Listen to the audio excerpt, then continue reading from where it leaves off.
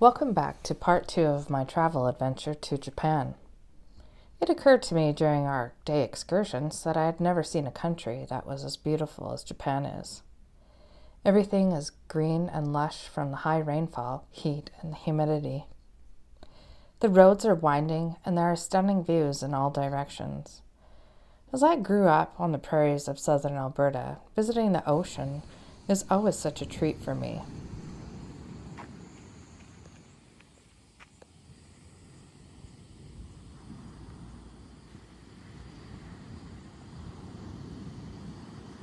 I was fortunate enough to join in on a secret meeting with Tanner, Bonji, and other Jets working in Kuroshio.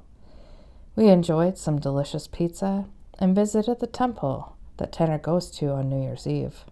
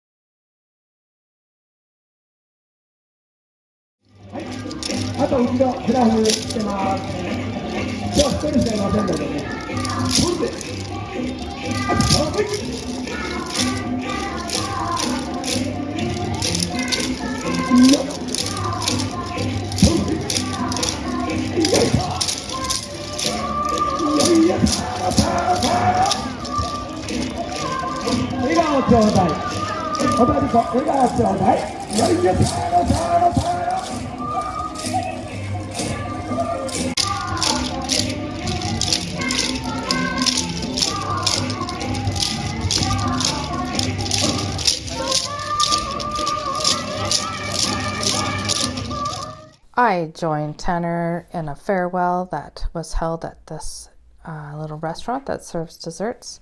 They happened to have a menu in English. That was pretty neat. The restaurant was in a beautiful location. The little gelatin desserts were delicious and refreshing. And they sold some of the most beautiful handmade glass objects.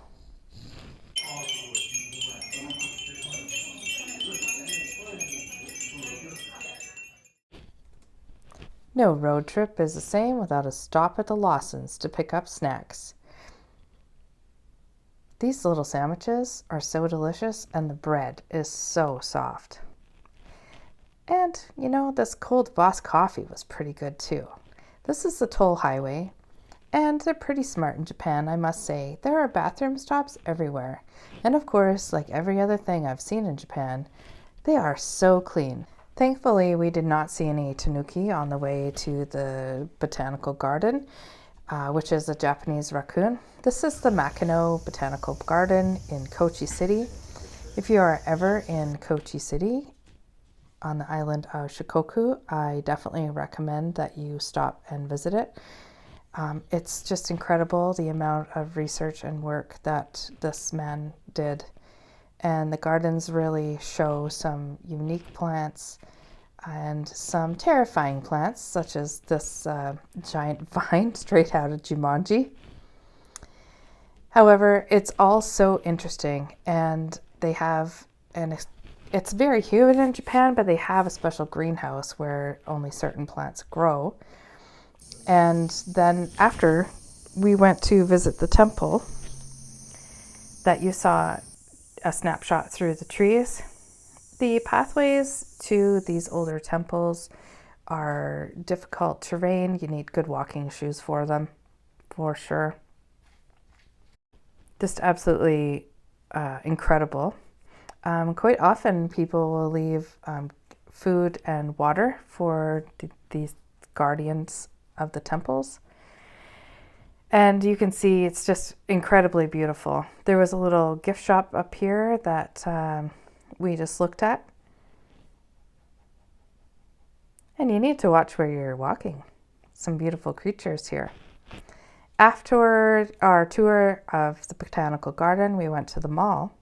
And I had some Hiroshima style okonomiyaki, which is a cabbage pancake, and it has noodles on the bottom.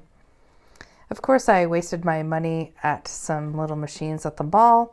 We just took a look around and we made our way back. Of course, the culinary adventures continue. One of my favorite things that we did was to visit Sushi Row. Now, I have so many favorites. I think they're all my favorite. Sushi Row is a conveyor belt sushi restaurant, and the food was actually pretty good there. It kind of gets a bit of a hit from people that are big sushi connoisseurs, but I found that I am not that type of person, so the sushi tasted pretty good. And I did try some out-of-the-box items, and I didn't find a single one that I did not like. I can tell you that. We met up with Kazuya Sensei and her son Hikaru for food at an izakaya, which is a bar just around the corner from Tanner's place. And they also opened my eyes to some very yummy dishes that I probably would have never tried if they hadn't have been there and suggested ordering them. Thank you very much, you guys. That was such a good time. This was the night before I came home, and Tanner and I walked up the tsunami tower because he felt that I should see it from a nighttime perspective. And I'm so glad we did because it's just gorgeous. And this time of day, the cicadas go to bed, unlike daytime.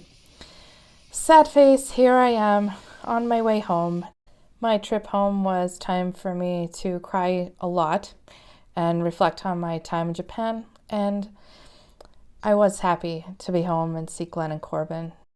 And I can't wait to come back. Watch out, Japan.